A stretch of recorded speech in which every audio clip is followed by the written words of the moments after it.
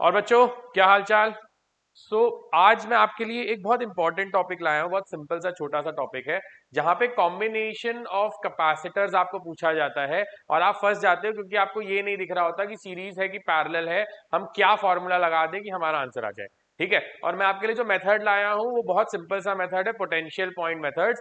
हम दो question solve करेंगे और एक क्वेश्चन मैं आपको दे दूंगा सॉल्व करने के लिए, ताकि आपको ये मेथड पता चल जाए। ये आप बोर्ड में भी यूज कर सकते हो, एंट्रेंस में भी यूज कर सकते हो। ठीक है ना।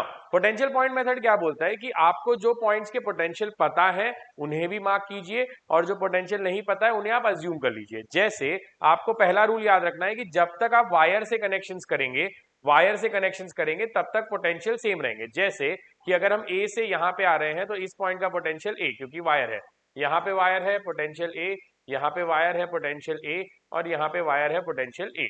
बट यहां से क्योंकि कैपेसिटर क्रॉस करना पड़ रहा है तो इस पॉइंट का पोटेंशियल हम ए नहीं ले सकते। ठीक है, सिमिलरली यहाँ पे पोटेंशियल बी है तो ये पॉइंट का पोटेंशियल बी, ये पॉइंट का पोटेंशियल बी, वायर है यहाँ पे बी, और ये पॉइंट का पोटेंशियल बी। राइट, अगर आप देखेंगे तो यहां से पोटेंशियल बदल गया है बिकॉज यहाँ पे कैपेसिटर है, यहाँ पोटेंशियल बदल गया है बिकॉज ये कैपेसिटर है। ये पहला काम है आपका। ठीक है, अब यहाँ पे अगर आप नोटिस करें तो सारे पॉइंट के पोटेंशियल पता चल गए हैं, या हम बोल सकते हैं कि हर कैपेसिटर का पोटेंशियल डिफरेंस पता चल गया है।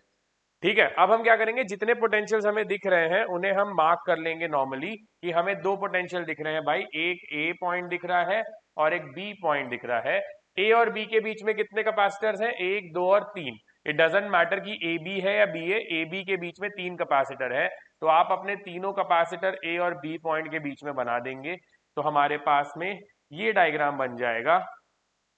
और फिर ये डायग्राम जब आपने इसमें कन्वर्ट कर दिया है तो ये कौन सा कैपेसिटेंस है, पैरेलल है, तो पैरेलल कॉम्बिनेशन का फॉर्मूला लग जाएगा और C इक्विवेलेंट आ जाएगा आपको C plus C that is 3C। बहुत सिंपल सा मेथड है, बहुत कॉम्प्लिकेटेड नहीं है। ठीक है, लेकिन आपको लगाने के लिए ये ध्यान रखना पड़ेगा जो मैंने बताया। पहली चीज, जो पॉइंट्स वायर से कनेक्टेड है उनका पोटेंशियल सेम होता है, और जहां पे भी कैपेसिटर क्रॉस होगा पोटेंशियल जो है वो बदल जाएगा। अब इस क्वेश्चन को जो मैंने लिया था, ये सिंपल क्वेश्चन लिया था आपको ये समझाने के लिए कि आपको पोटेंशियल्स कैसे मार्क करने हैं, और उसे फिर अगर आप कन्वर्ट करेंगे पोटेंशियल पॉइंट्स को तो आपको सीरीज पैरेलल जो नहीं दिख रहा था वो दिखने लगेगा। नाउ इसी चीज को अगर हम अगले क्वेश्चन में लगाते हैं, अगले सवाल में लगाते हैं, तो यहां पे भी यही चीज हमें करनी है कि ए और बी के बीच का पोटेंशियल डिफरेंस निकालना है। राइट, तो ए और बी के बीच का अगर पोटेंशियल डिफरेंस निकालना है तो ए पॉइंट जो है वो यहाँ पे है, तो ये ए हो जाएगा, ये ए हो जाएगा, ये ए हो जाएगा, और ये ए हो जाएगा। ठीक है, अब बी पॉइंट यहाँ पे है तो ये पॉइंट बी हो जाएगा, वायर से कनेक्टेड है, और ये पॉइंट बी हो जाएगा। ठीक है, अब क्योंकि ये तीनों ए और बी के बीच में कनेक्टेड है तो ये तीनों क्या हो जाएंगे सीरीज में, और ए और बी के बीच में कनेक्ट हो जाएंगे। फिर से हम दो पॉइंट्स मिल रहा है हमें, हम यहाँ पे ए पॉइंट बनाएंगे, यहाँ पे बी पॉइंट बनाएंगे। एक हम देखें तीन रेजिस्टर जो है वो ए और बी के बीच में है, तो हम यहाँ पे तीन रेजिस्टर्स को ए एंड बी के बीच में कनेक्ट कर देंगे, और एक रेजिस्टर यहाँ पे ए और बी के बीच में कनेक्टेड है तो हम उसको यहाँ पे इन दोनों के बीच में कनेक्ट कर देंगे। ठीक है, तो हमारे पास आ गया तीन सीरीज में और जो आंसर आया वो पैरेलल में। तो अगर हम इनका कैपेसिटेंस निकालते हैं बाय यूजिंग फॉर्मूला तो हमें इनका कैपेसिटेंस आ जाता है बच्चों कितना, C/3, और C/3 और C पैरेलल में है तो C इक्विवेलेंट कितना आ जाएगा हमें, C plus C/3 which is 4C/3। बहुत सिंपल सा मेथड है, बहुत कॉम्प्लिकेटेड नहीं है।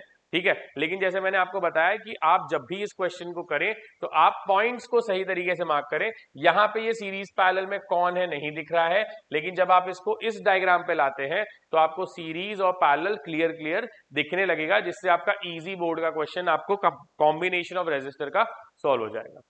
ठीक है, एक और कॉम्प्लिकेटेड सवाल है जिसे अगर इसे सॉल्व करना है तो वो वीडियो मेरा पॉज कर सकता